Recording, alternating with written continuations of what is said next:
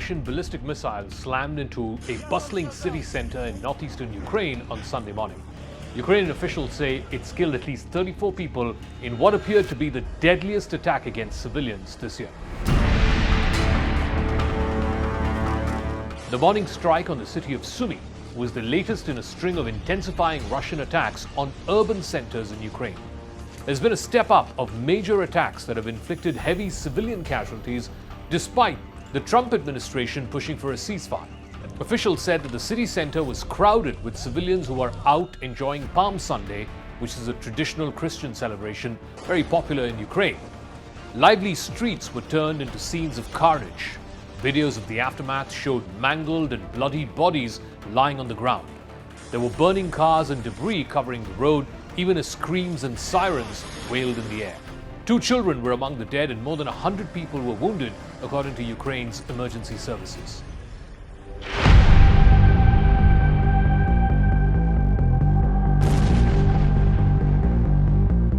The Russian strikes came just over a week after another Russian missile had hit a playground in the central city of Kryvyi Rih, killing at least 19 people, and that included 9 children. In that attack, as well as in the one in Sumy, Russia used ballistic missiles which travel at very high speeds, making them extremely difficult to shoot down. Overall, civilian deaths in Ukraine have increased since the US-mediated ceasefire talks began in March. The United Nations said last week that more than 160 civilians were killed in Ukraine in the past month. That's a 50% increase from February and 70% more than the same period last year.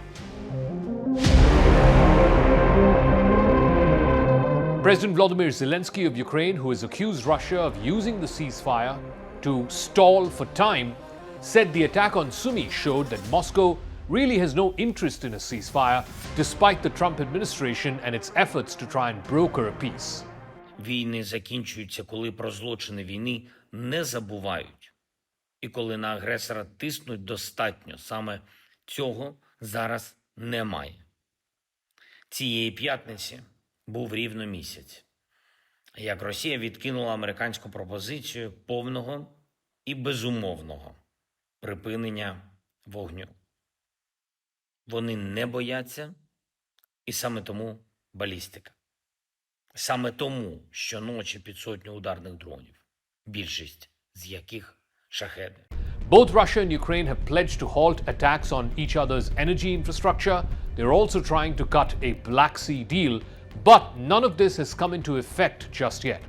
Russia, meanwhile, has rejected a full unconditional 30-day ceasefire, which Ukraine had accepted at the behest of Donald Trump. Ukraine's Foreign Minister Andriy Sybiha has said that Russia has escalated attacks on civilian areas since the ceasefire talks began last month in Saudi Arabia. Ukraine's European allies have echoed similar sentiments, saying that this appears to be a coordinated response by Russia to try and derail the ceasefire talks. President Emmanuel Macron of France said on social media, and I quote, "Everyone knows that this war was initiated by Russia alone, and today it is clear that Russia alone chooses to continue with it with blatant disregard for human lives, international law, and the diplomatic efforts of President Trump." There was no immediate comment from Russia's military about the attack on Sumy, which is located just 20 miles from the Russian border. Before the war began, Sumy was home to about 250,000 people. Since the war, it has become a refuge for Ukrainian civilians who are fleeing villages and towns along the Russian border in a bid to escape the bombardment. Sumy and its surrounding regions have also regularly come under Russian attack over the past year, particularly since Ukraine used the area as a base for a cross-border offensive into Russia's neighboring region of Kursk. Moscow's forces pushed most Ukrainian troops out of Kursk earlier this year, but Kiev has warned that Russia is now preparing to push into the Sumy region and thereby open a new front in this war. So what's the game plan here? It's not immediately clear why Vladimir Putin is not agreeing to the America-brokered ceasefire with Ukraine, even at the cost of angering Trump. Here are some possible explanations. Putin aims to seize as much Ukrainian territory as possible to strengthen Russia's negotiating position. Control over regions like Donetsk, Luhansk, Zaporizhia, and Kherson, which are partially occupied since 2022, is seen as critical for the future of peace talks.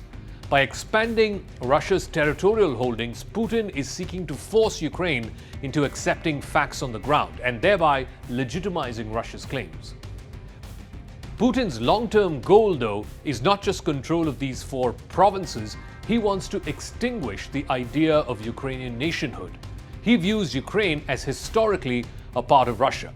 A ceasefire, a temporary one, would allow Ukraine to regroup, rearm, and fortify its defenses, something that is incompatible with Putin's objective, which is to subjugate Kyiv.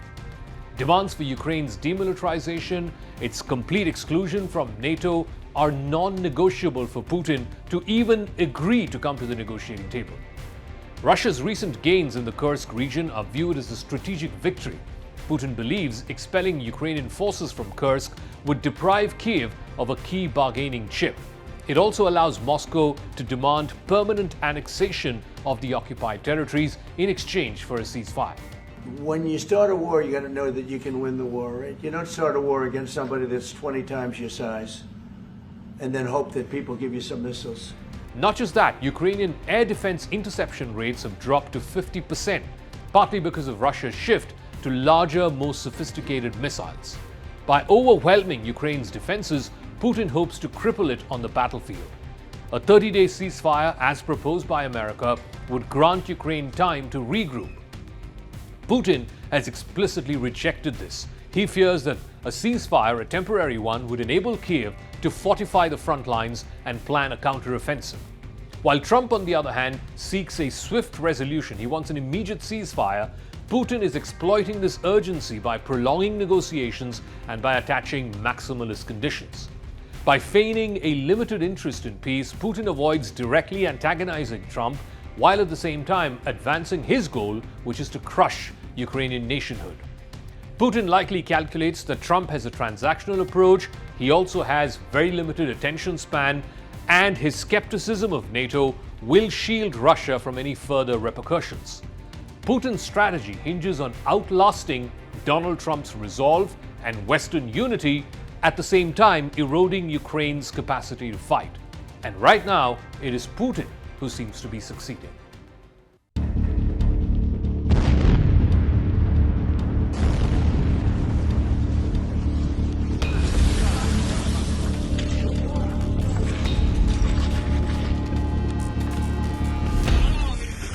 Я ж вам сказав.